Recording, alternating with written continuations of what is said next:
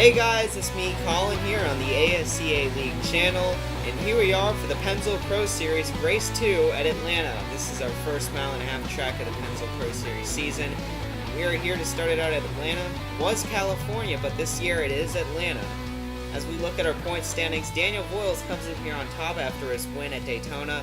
However, after that track, which is mainly a get-lucky track, we're going to see at this skill-based track who really does come out on top. On the pole, Derek Petrie and Kyle Singer, two big motorsports drivers, start on the pole. Row 2, Jack Newman and Brian Boone, they make up that second row. Row 3, Jay Durrell, last year's champion, and Eric Willis with a fine starting spot for him. Row 4, Blaine Keys and Daniel Voyles, last week's winner. Row 5, Addison Steinbach and Nikita Rizkov, one of his best starts of his career. Row 6, Jay Barker in the number 2, and Sam Rogers starting to his outside. Row 7 is Brian Lenning and Jose Viquez. Row 8, Michael Jones and Nick Purcell's in the Old Spice Racing Toyota. Row 9, Cody Russell and Webster Zygarde, the other two big motorsports drivers.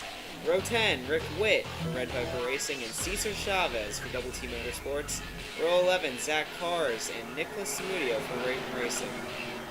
Row 12, Ryan Kendall and Haley Wish making her first start for Davidson Motorsports. Row 13, Matthew Brown and Kyle Collins, the Bud Shootout winner.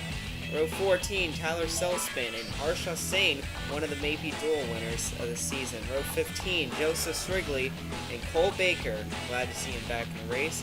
Row 16, Dion Scott in the 51 and Aaron Luke starting to his outside. Row 17, Zach Komoski, Daytona winner from 1 year ago, and Jesse Dalton.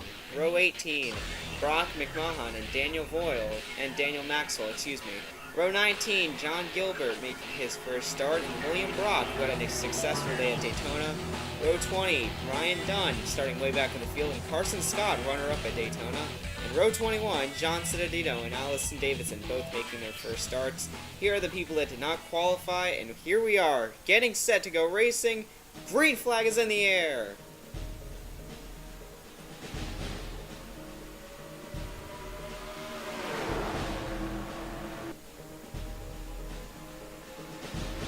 Through turns 1 and 2, Kyle Singer got the jump on Derek Petrie, but I believe that was a bit of strategy that was played there, as Derek Petrie is going to let him fall in line.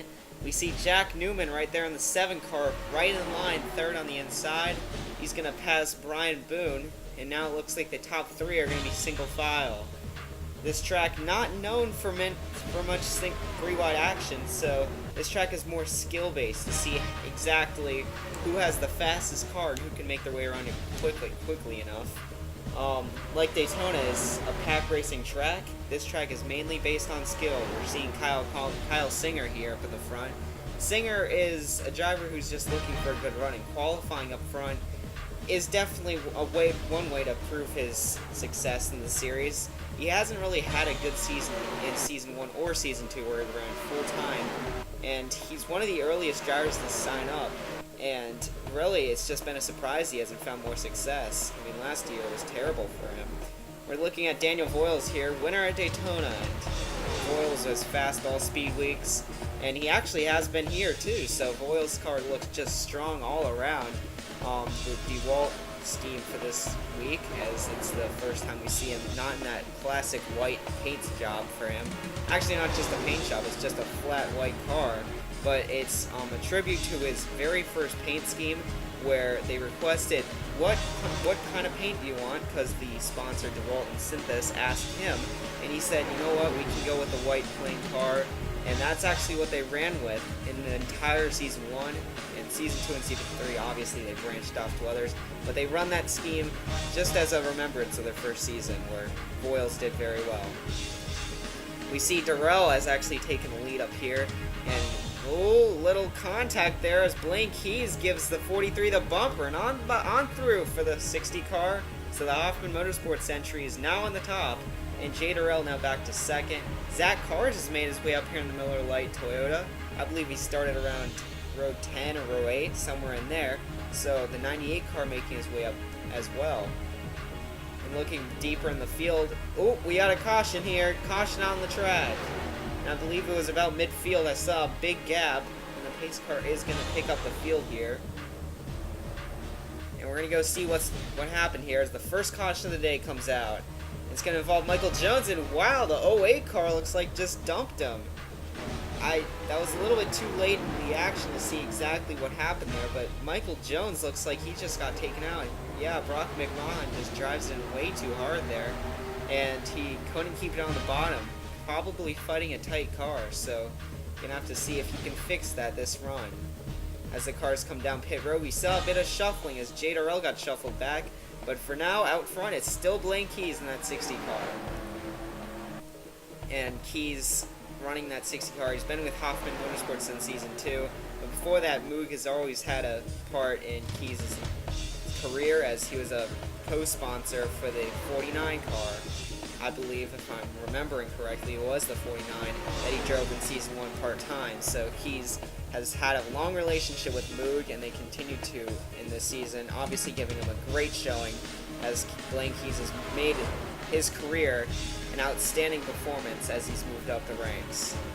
And you look in the back, Derek Petrie and Jack Newman as well started first and third. They have fallen way back, and it's not because they start on the outside, because both of them on the inside when they started this race, and both are fighting tight cars, so that's probably what was the case with Brock McMahon's ride. Is Derek Petrie says it's almost intolerable how tight it is, so that's a reoccurring issue that we might see with a bunch of cars here. And also included in that is Ryan Dunn, as he did not have the best qualifying start either, so he's been stuck in the back as well. Looking at Brian Lenning as he takes the lead, pretty much out of nowhere, as Blaine Keys is going to move back, and 2 big motorsports entries are going to fill up the second and the third row. And remember, if you're not centered on the front, oh man, we got a car in the wall. That's Kyle Singer. No caution, and he's going to slide down and collect someone. Oh, and another car hits him. That's Nick Purcell's, and William Brock was the first car to hit him. And the pace car is out also, and the pace car is going to collect the field again, and it's almost the same place. And this time we're going to see an aerial view in the 12 car. I don't know if that was tightness. That was way too far in the corner. It looked like the 12 was not assuming the 11 was going to come down like that. It almost looked like they just converged. I don't think it was the same. Oh, and that's where he gets William Brock. And, oh, it looks like he got Brock McMahon as well. You see Nick Purcell's was the one that got collected in there at the end. So, tough break, as that's 3 cars now out of the race. No one was taken out in the first accident, but we hope that that's the last one we're going to see today. But currently, it seems like the problem zone is that area of the track back there in turn 3. Green flag will fly again with Webster Zygarde out front. Kind of dumped his teammate, now he's out front, so I guess it kind of worked out for him. I don't think it will be a happy team meeting after all, though, as those cars are in the same workshop when they go back to Charlotte, North Carolina, which we'll actually be going to next week, so we can see how that works out. Track closest to home for many of these teams. John Gilbert in the 04 Hoffman Motorsports entry. Gilbert making his first start. We're going to just take a listen to the motor as they go through the corners here. As you might actually hear, they're not lifting off the gas that much. This track, they seem to have a lot of grip, or at least the guys that are tight right now. But as you hear, they don't let off the gas that much going through the corners. We got a little friendly rivalry here as Nick Vaquez, Jose Vaquez. Nick's running the Copper Emerson Series right now, but Dion Scott on the inside and Jose Vaquez. These 2 drivers swapped rides, as Jose was in that 51 last season, and the 51 is the development car. This 51 will probably be driven by another rookie next season, as it's to allow rookies to get a shot at the big leagues. Double T Motorsports set that up this season as they allowed Dion Scott drive the 51 and the 18 car, now driven by Jose Vaquez, who was last year's Rookie of the Year. How about Webster Zygarde, though? I mean, he didn't really show that much speed in qualifying, but he's taken to the track today as he is just flying right now. Jay Darrell has managed to find his way back up to second after losing some ground during the pit stops, and Ryan Kendall has found his way to third. Kendall's teammate Lenning saw a bit of the front as well today, so it looks like Tanker Motorsports is doing pretty well. And in the back there, I see Barker and Cesar Chavez rounding out the top 5, as well as Blaine Keys now back in 6th after leading a lot of this race. We're halfway, and we're going to get your midway report. As you see it cycling through on the right side, but still it's Webster Zygarde sitting out front. But now Jay Barker has managed to make his way up inside the top 2. Jay Durrell now finding himself in 4th, so the field pretty strung out right now with the lead, but the leader isn't getting that far away, as it almost looks like the field is actually reeling Zygarde in right now. So maybe we might be able to see Barker make a move. And indeed we will. A lap later, Jay Barker on the inside.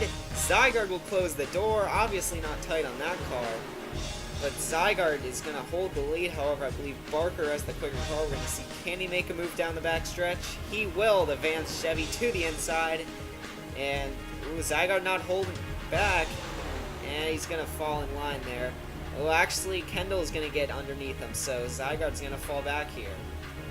We're going to fall back in the field a little bit as we see Haley Wish making her first start. Davidson Motorsports making their first start in the series, because all 3 of their entries missed the race at Daytona. Definitely not what they like to see, but they made an alliance with the 2 drivers right behind them, Red Viper Racing, with Nikita Rizkov and Daniel Voyles. Remember, Daniel won last week, so if we're going to make an alliance with someone, yeah, that's probably the best way to go, as Voyles probably is, he actually helped the drivers test, and they've attended multiple test sessions over the week, and I think they've gotten their team where they need to.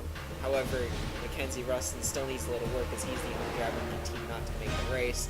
But as we talked about, Derek Petrie's fighting a tight car. Well, it's not changed at all. That pit stop did not help his car at all. Excuse me. And the 53 car has just been falling back, and he has not found speed at all in that 53. We see Arsha Sane, one of the Mapei Duel winners. He also has not found speed.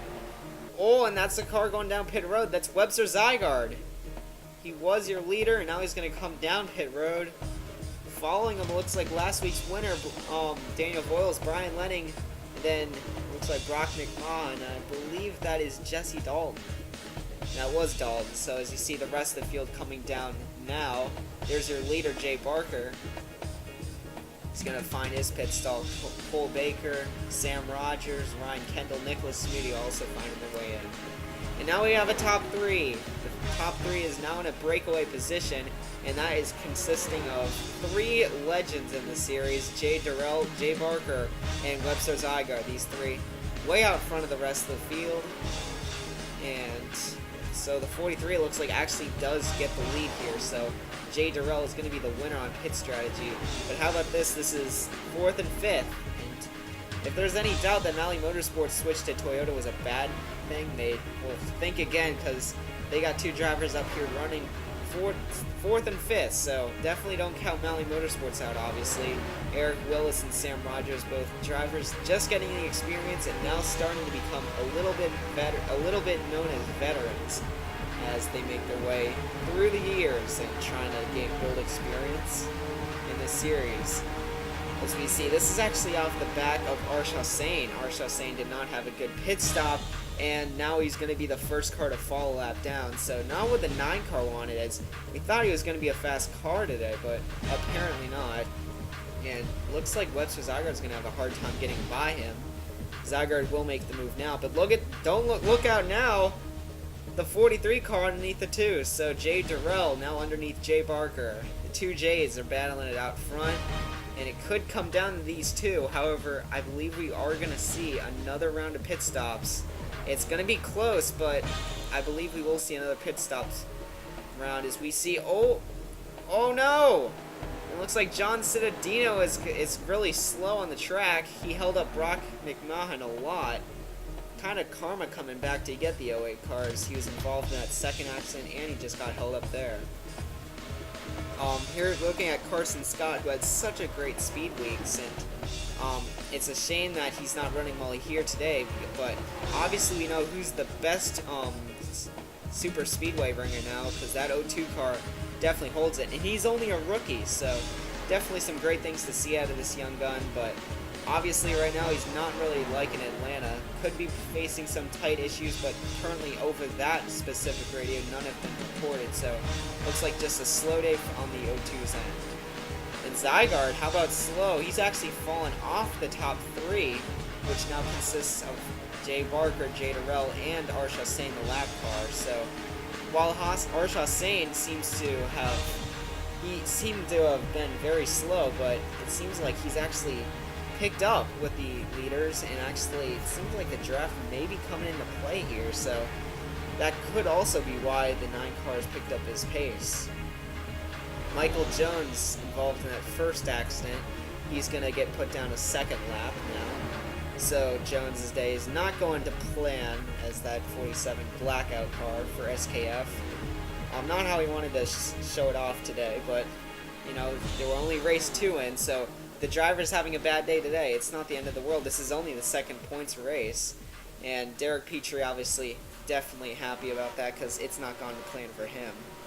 Anyways, we got under 10 laps to go here, in fact 7, and we see Webster Zygarde coming in. And yeah, that was the 12 car peeling off. We see Brian Lenning and Daniel Voyles, so I believe this is the start of green flag pit stops. But we only have 6 laps to go, so has anyone been saving? I mean, if someone's been saving, we might see some pit strategy play out here. The 2 leaders have not, as they come down, but it looks like we have some drivers still staying out in the back here. Dion Scott in the 51, Zach Kamoski, and Eric Willis. Remember, if you don't see the front 3, you can always refer to that top bar right there. I tried to say that earlier before a wreck happened.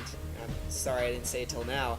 But Dion Scott, how about that? The 51 car, we were just talking about him earlier. He actually had a really good run at Daytona, so this is incredible to see out of this young rookie. It might just run in the number, though.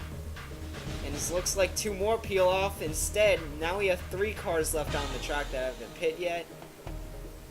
I believe Dion Scott, Addison Steinbeck, and Cesar Chavez are the last 3 out there. All Toyotas. And we see some guys starting to come out of pit road. And we're going to see this time by as we have 4 to go. Dion Scott still stays out, but the 2 cars that were running with him are now going down pit road. I don't think Dion can make it. I mean, it seems like we are just too far away from the finish for him to be saving by now.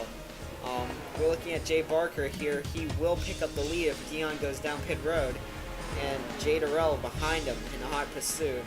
And there he goes, Dion Scott down pit road, so the lead has now changed hands to Jay Barker and Jay Durrell. And with them, Arsha Sane's still up in the mix as well, so maybe he can end up with staying on the lead lap, or maybe he can catch Derek Petrie up there. Webster Zygarde has fallen into 3rd, but he is out of the equation. We got 3 to go. And actually, with Arsha Sane being in this front group, this brings the question, will Arsha Sane actually hold up these 2 drivers? He actually doesn't have any speed decrease at all. I mean, his car looks very strong, but it seems like just seems like the 9 car had a terrible run early in the race, but it looks like they've gotten his car pretty well handling now. Just a little too late, though, as we go to 2 to go here. Jay Barker still out front, and Jay Durrell now moving into the pouncing position. Arsha Sane now back to 3rd in line, and they might catch Derek Petrie before this one's over. We're going to have to see. White flag in the air. Who's it going to be? And Jay Durrell makes the move. I didn't think he was there, but he's going to make the move. And Barker gives him plenty of room. He has the room to shut the door, but he's leaving it open. Durrell underneath. Arsha Sane moves up the track. He's going to give the drafting help to his teammate. And he helps the 2 get in front of the 43. The 43 should have had the advantage, but I believe the 9 helped him draft down the back stretch. Out of turn 4, the checkered flag is waving, and Jay Barker will get his 3rd career win and his 1st of the season. And congratulations to the 2 of Barker, as he really fought for that one, and Durrell almost had it, but it ended up being Jay Barker. So congratulations. With burnouts, Barker will get the win, 3rd of his career. Zygarde ends up finishing 3rd. And how about Dion Scott back in 4th? Not a bad showing for him. Cole Baker as well, the rookie, finishing 5th. So 2 rookies inside the top 5. And we're seeing the middle of the field. Jesse Dolan and Carson Scott for Night Racing, 24th and 26th. Not where they wanted to finish. Neither Davidson Motorsports finishing down the ranks as well. However, that's progress for the team making it into this field at least. We see 3 cars out of the race in that one incident, but nothing you can do. We're still way early into the season. As we look at our point standings, we have a rookie on the top of the board. Dion Scott with Daniel Voyles 3 points behind. And Jay Barker with that win, he'll put him up into the top 10, 25 points behind. And here's the last 28. Well, that's all for now. The ASC League channel will be signing out. But the next race will be at Charlotte. See y'all next time. Bye-bye.